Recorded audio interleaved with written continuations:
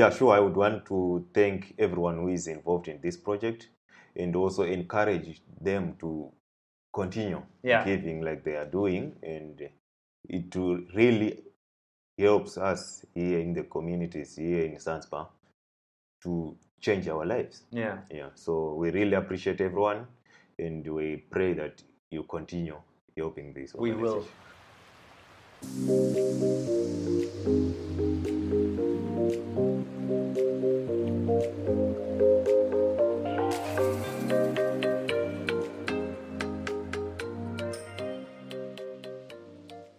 Ja, herzlich willkommen zu einer neuen Folge des Ozeankind Podcasts.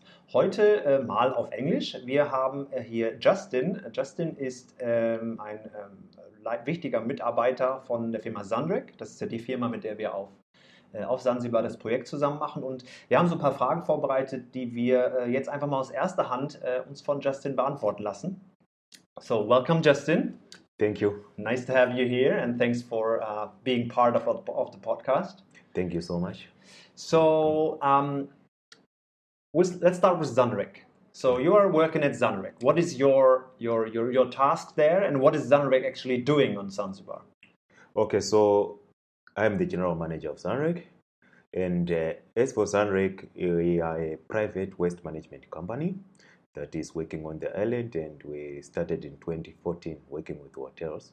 At the moment, we are working with around 100 hotels, whereby we collect waste, separate the waste, and pass it on for recycling and upcycling of that waste. So our vision is Zanrec is to clean the island and make it better for the tourism. Yeah.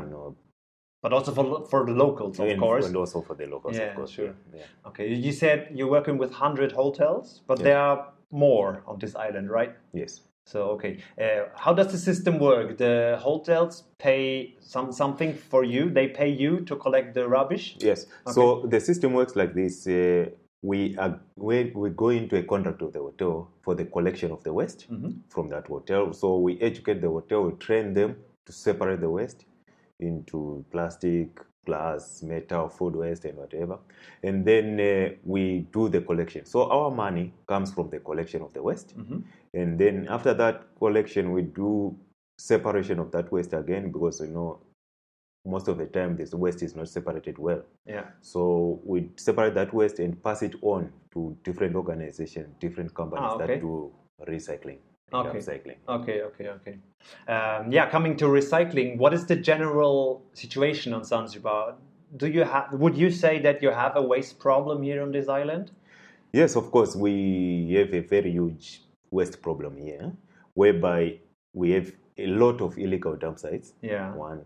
Two, we also don't have like the infrastructure to do proper waste management. If you move around, even in town, Stone Town, you don't see you see very little waste bins around. If you are moving around with your water bottle after finishing drinking the water bottle, you move like 2-3 kilometers to looking for a bin. And sometimes you don't even find it. And that's a challenge to us. So at the end of the day, someone finds somewhere to just put that rubbish that we have. So at the end of the day, there is a lot of uncollected rubbish, a lot of illegal dump sites around. And even the communities that we come from, there is a lot of dump sites around, whereby people collect or bring waste from the hotels and then dump into the communities, into the bushes. So we have a huge problem with that. Okay, but are there also official dump sites in Zanzibar? We only have one official dump site, which is called Kibele. And it's hidden from the tourists, probably, right? Yes, it's very far from the tourists and very far from the other hotels. So that gives a problem for other people to do proper waste management. Okay. The whole, you said that you're working with hotels. The hotels you don't work with, what do they do with their rubbish? Well, so there are some local people from the villages that they have trucks. So the hotel talks to the guy with a truck to collect the waste, and then the guy takes the waste, just goes across the road or into the bushes, just dump there. And he gets his money. So of course for the hotels they would think it's cheaper for them to do that, because this guy doesn't have any cost for fuel and whatever. So he's cheaper. Yeah. So for the hotel, they will think, okay, as long as they have this mentality, out of sight, out of mind. Yeah. Whereby you say, but that's not only here, by the way. That's everywhere, unfortunately. That's also in Germany. It's the same. It's unfortunate. It's the same. At least we have a system. Okay, that we have weekly or bi-weekly or twice or once a month or whatever. There are big cars coming, taking the rubbish from the people's households. And also, unfortunately, that's a big problem also in countries like Germany, that the rubbish is gone and it's gone. So it's not my problem anymore. Yes. Okay, I see. Yeah, but it's okay. Yeah, but the difference now is here in Zanzibar, most of this illegal dumping is being done by the government. Yeah. Whereby the government goes to collect maybe from the hotels also. Yeah. But then ends up dumping into the bushes also. Yeah. So yeah, that's a challenge. Big challenge. From my point of view, you say that sometimes the hotels say that proper recycling, like working with Zanrec, is very expensive. From my point of view, the hotels get a hell of a lot of money from the tourists per night. Yeah. So it starts at $40, $50, $60, and you can go up to whatever. So it's not too expensive. Just add, I don't know. I think nowadays people would be ready to pay like $2 extra for recycling, whatever. I'm sure. Yeah, I think it's about the willingness of the management to do that. Because basically for Zanrec, we only charge maybe 0.01% of your revenue, of the revenue of a hotel. Yeah. And that's not much. No. So it basically goes down to the education, to the consciousness of the owners of the hotel to say, okay, they need to do this. They need to do something good for the environment. Okay, I see. Okay. Yeah, you mentioned education. So maybe we can also discuss about our project, what we now started with you. So just to inform the listeners of this podcast again, how we met. So we went to Sansibar before Ozeankind even started, more or less. We've been here for the first time. We just did some cleanups and we searched for a recycling company. When we clean up on beaches or wherever we are, what can we do with the waste? Because if you just give it to the hotel or just dump it somewhere, it doesn't help. So we searched for a company and we just wrote you on Facebook. And at the time you had even a German employee who answered us in German. We were very, very excited to get an answer in German. And that's when we met the first time, because you said, you do a good thing. You clean up here, and we will take the rubbish and recycle it. That was when it all started. Good. And I remember driving with you in the car like 2 years ago, telling you about this concept of a swap shop for the first time. Yes. But at that time, we didn't think that one day, that 2 years later, we will have something like this here together with you. Exactly. So, the swap shop here. What do you think? How would it help the communities and the kids here? Yeah, of course, the swap shop will go a long way to help the communities and the kids especially. First of all, it's a source of income for the kids. When they bring the plastics and get the different gifts from the shop. Yeah. So at least it's a source of income for their schooling and whatever, maybe buying shoes and whatever.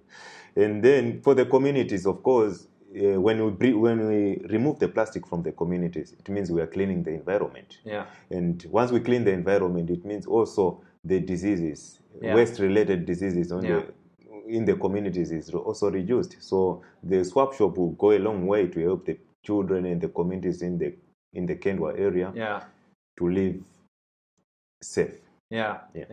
I remember when we did the first phase of the project, where we had these cages on the two schools in Nungwi and Kendwa.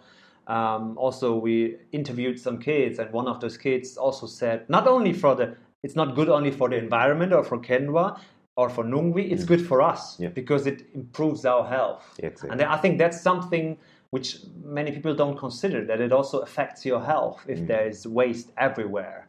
And if you burn plastic just on the free air, it creates like diseases. Okay, would you say that those kind of projects, let it be the swap shop or the plastic collection and recycling on the schoolyards. Would you say that already during the first months that it made some improvement for the communities? So is there any difference in the communities? Yeah. Now? Do you think that the awareness is raising? Because that's it's a key thing. We need to educate the kids that this is valuable. A. And B, it needs to be recycled, because if it's not going to be recycled, it will harm the environment and you. Yes. And it will also affect your future, because if not only for health reasons, but also if there's waste everywhere, and I think people nowadays, tourists nowadays, they look, okay, how does it look here? And if a lot of tourists say, okay, you shouldn't go there because it's polluted everywhere, so it also affects the future of the kids, because the kids might work in the tourist industry later. Yeah, so I would say, as you have seen, the excitement from the kids. Yeah, it's amazing. It's amazing when we open the shop, So basically, it has gone down to the children. They are interested in this project, and they've been educated.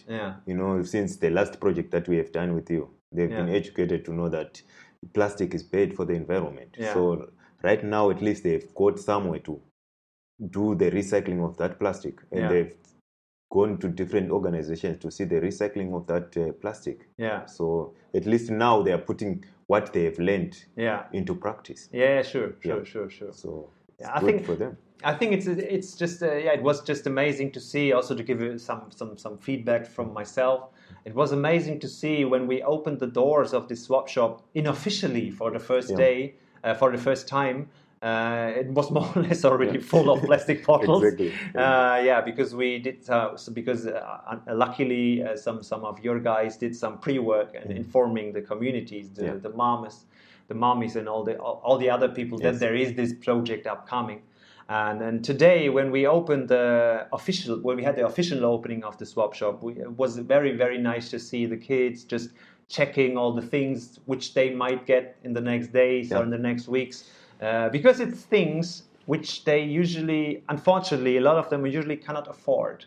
So, but they would like to have. So, for example, every kid, from my point of view, and the German kids have, luckily. Yes. But it always comes to my mind that some of those kids don't have an animal toy or a car to play. Sure. I just yesterday I saw two sweet boys. It was, for me, it was heartbreaking to see them, because they had like a rope, and attached to this rope there was a car, and they just pulled it behind their back. Yes. And this car was not a car as you would think a car. It was made of plastic bottle. It was a plastic bottle with two holes in it for the wheels, and the wheels were HDPE bottle lids, right? And that was their car. Yes. So they don't have cars or animal toys or toy animals, or they also need hijabs or shoes. They don't have. Yeah, there's a lot of things that the community children don't have. But some of them we just take them for granted. You say everyone must have a shoe. Yeah, sure. But it's like that. We know most of the children, they don't have shoes. They don't have even toys, like you said. So with this project, I hope it will bring also accessibility to all those things to the children. They will start also using the proper toys for their playing. Which will go a long way. Yeah, definitely. Yeah, we also asked the kids during their first unofficial opening what they need, because that's an important thing. We cannot, and we don't want just to give things, in order to give. We want to give.